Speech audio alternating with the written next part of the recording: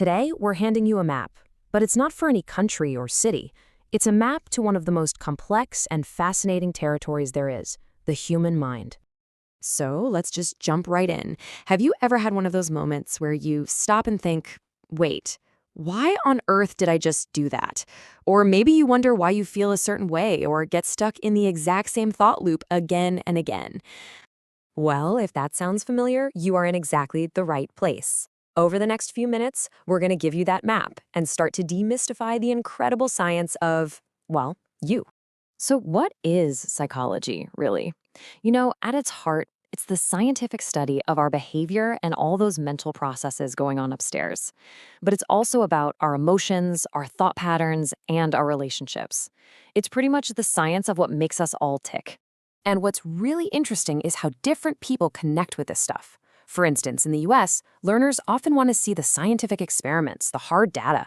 But in India, there's often a bigger focus on clear definitions and real-life examples. So for our journey today, we're going to blend both of those approaches to give you the full picture. All right, let's unfold this map and start with the big continents, the core branches of psychology.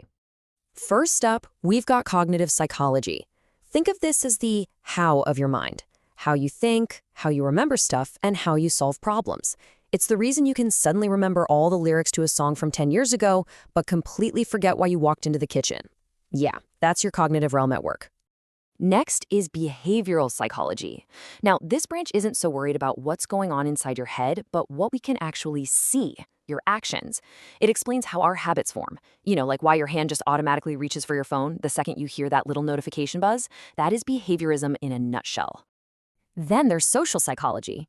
This one is all about how we're influenced by the people around us. Think about it. Have you ever walked past a totally empty restaurant to go into the crowded one right next door? That powerful pull is something called social proof, and it's a perfect example of social psychology in action. And rounding out our initial tour is developmental psychology. This branch is fascinating. It studies how we change throughout our entire lives, from a baby taking its first steps to the wisdom we gain in old age. It basically maps our whole psychological journey from start to finish. Okay, so that's the big picture theory, but how does this map actually help us navigate our everyday lives? Let's talk about psychology out in the real world. Great. First things first, let's clear up something that trips a lot of people up. A psychologist, they're the ones who focus on therapy and counseling. A psychiatrist, on the other hand, is a medical doctor, which means they can prescribe medication. And then a counselor often provides guidance for very specific issues, like your career or relationships. All three are super important, but they have distinct roles. But let's be honest, when we think of psychology, a lot of us think about what we see in movies and TV shows. The psychology of criminals. That question leads us straight into a really popular field called forensic psychology. This is where psychology meets the legal system. It's all about applying psychological ideas to criminal investigations, stuff like criminal profiling, and trying to understand what motivates offenders.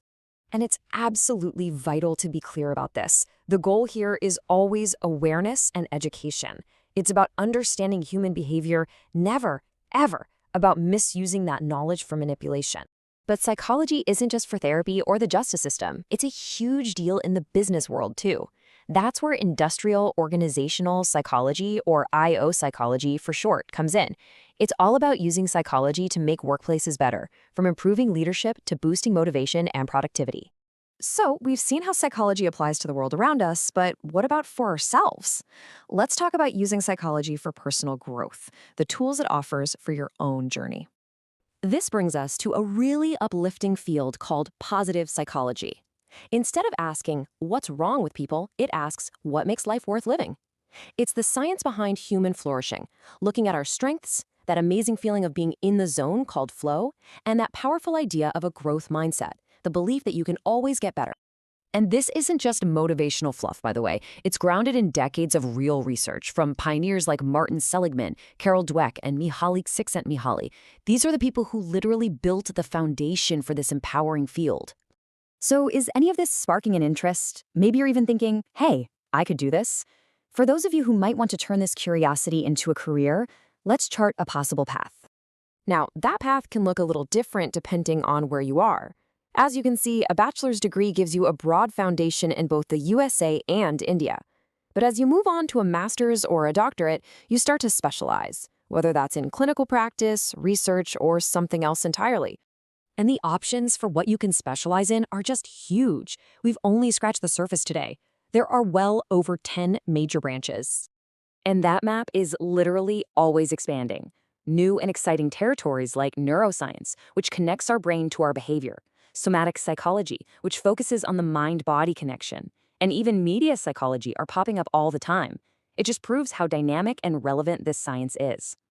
So, if you take away just one thing, let it be this. Psychology is so much more than an academic subject. It's a lens. It's a powerful tool for understanding yourself, the people you care about, and the world we all share. We've given you the map, so the only question left is, which territory of your own mind are you going to explore first?